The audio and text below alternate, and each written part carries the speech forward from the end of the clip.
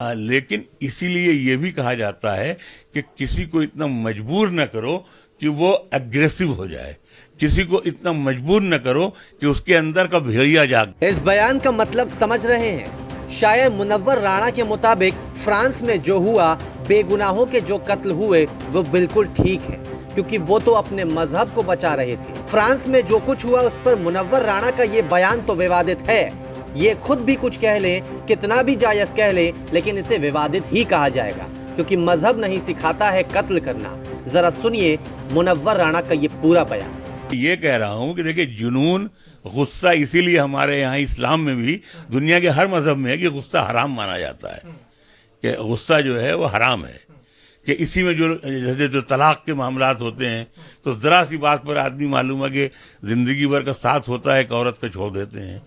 शाहबानो बूढ़ी औरत थी, उसको छोड़ा उसके शौहर ने, इसलिए गुस्सा हराम है। तो ये लेकिन इसीलिए ये भी कहा जाता है कि किसी को इतना मजबूर न करो कि वो एग्रेसिव हो जाए, किसी को इतना मजबूर न करो कि उसके अंदर। मुनव्वर राणा ने तर्क देते हुए कहा कि अगर मजहब माँ के जैसा है और अगर कोई आपकी माँ का या मजहब का बुरा कार्टून बनाता है या गाली देता है, तो वो गुस्से में ऐसा करने के लिए मजबूर है। राणा साहब कहते हैं, ये तो मुसलमानों को चढ़ाने के लिए ऐसा कार्टून बनाया गया। फ्रांस में हुए हमले को जायज ठहराते हुए मुनव्वर राणा को अखलाक की भी याद आ गई। कहने लगे, अखलाक के साथ जब हुआ था उस पर तो किसी को तकलीफ नहीं हुई। कि इस मुल्क में हजारों बरस से ऑनर किलिंग हो रही है, कितनों को सजा होती है। एक बात, इस मुल्क में इधर पिछले 5-7 बरस से ये तबरेज़ अंसारी हो या अखलाक हो या जो भी हो, 100 लोग मिलकर के जाके मारे दे रहे हैं।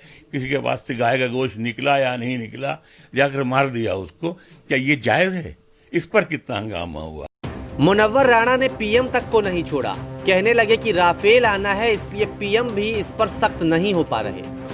राफेल खरीदा उन्होंने तो उसकी तारीफ में उन्होंने कह दिया, हालांकि राफेल उसने फ्री में तो दिया नहीं, गिफ्ट तो किया नहीं, हराम में तो दिया नहीं, दुगने चौगने पैसे लिए होंगे।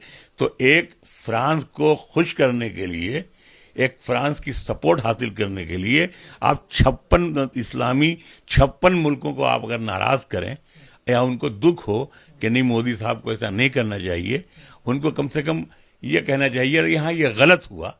मुनव्वर राणा को जो कहना था वो तो कह दिया, लेकिन इससे देश की राजनीतिक दलों में भी गुस्सा आ गया। योगी सरकार के मंत्री मोहसिन रजा ने तो यहाँ तक कह दिया कि शायर की आड़ में देश ने बहरूपी आतंकी को देखा है। तो वहीं सपा ने भी इस पर नाराजगी जाहिर की। शायर की आड़ में एक आतंकी बहरूपिया आज पूरे देश ने देखा, लेकिन सवाल यहां पर यह है कि आतंक को समर्थन करने वाला यह शायर, इसको महिमा मंडित कौन करता था? ये किसकी आड़ में यहां तक पहुंचा और आज इसका इतना हौसला बढ़ गया कि इसने आतंकवाद को समर्थन देने की बात की, इसने आतंकवाद को जस्टिफाई करने की बात की। कि आखिर ये जवाब समाजवादी पार्टी को देना होगा, देश को, कांग्रेस को देना होगा कि आपने जब आपकी सरकार थी तो उस समय इस शायर को आप लेकर मंचों पर क्यों घूमते थे, क्यों आपने इसको महिमा मंडित किया इतना? और यही बात मैं कांग्रेस से पूछना चाहता हूं कि इसकी बेटी को आपने अपनी पार्टी का सदस्य क्यों बनाया?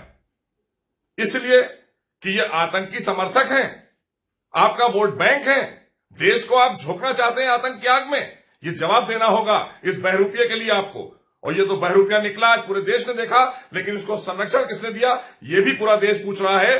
सपा से भी और कांग्रेस से भी, समाजवादी पार्टी बताए और कांग्रेस के नेता बताएं, प्रियंका गांधी बताएं, राहुल जी बताएं, अखिलेश जी बताएं कि आखिर आप लोगों ने क्यों इसको महिमा मंडित किया।